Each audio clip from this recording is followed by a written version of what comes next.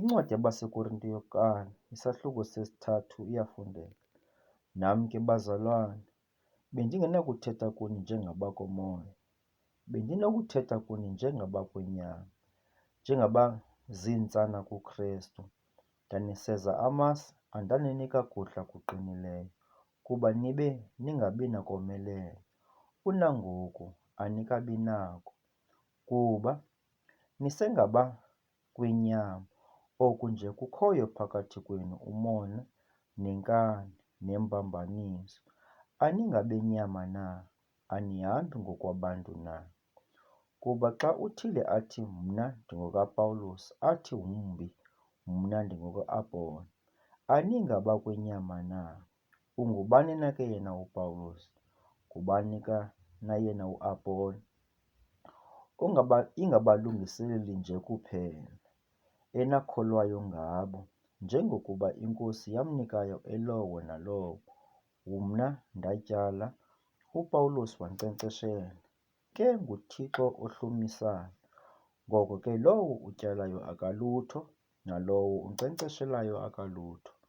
Oyinto nguThixo lo uhlumisayo. Lowo utyalayo ke nalowo unkcenkceshelayo bantonye, kodwa elowo uyakwamkela owakhe umvuzo ngokuko kwakhe ukubaluleka. Kuba thina singabasebenzisi bakaThixo, nina niyintsimi kaThixo, nisisakhiwo sikaThixo.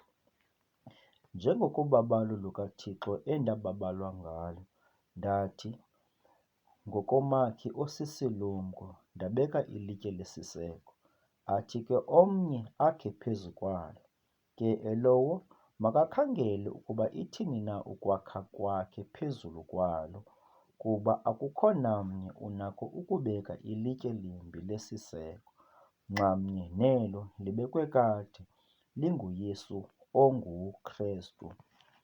Ukuba ke umntu ukhe wakha phezu kweli litye lesiseko igolide, isilivere, amatye anqabileyo, imithi, ingca, iindiza, umsebenzi walowo nalowo wobonakalaliso, kuba loo mini iyakuwazisa ngokuba iyakuvela inomlilo, nomsebenzi walowo nalowo, umlilo uyakuwucikida ubunjani bawo. Ukuba umsebenzi owawakhayo umntu phezu kwayo uthe wahlala uhleli, wawamkela umvuzo.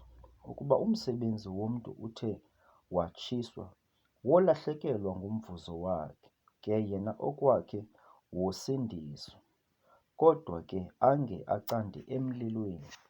Anazi ke ukuba niyitempile kaThixo? Aninazi ke ukuba uMoya kaThixo umi phakathi kwenu? Ukuba umntu uyayonakalisa itempile kaThixo, uThixo womonakalisa lowo, kuba itempile lekaThixo ingcwele.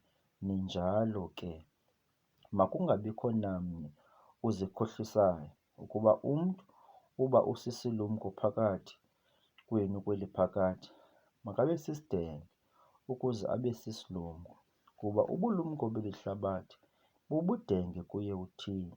Kuba kubhaliwe kwathiwa, yena uyazibambisa izilumko kubuqhetseba bazo. Kwathiwa kananjalo, iNkosi iyazazi izicamango zezilumko ukuba azintoyanga.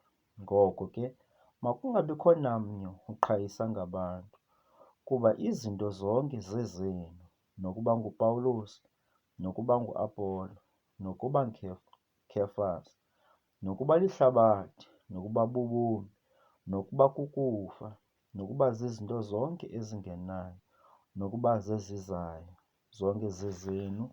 Nina ke ningabakaKristu, uKristu ke yena ngokaThixo.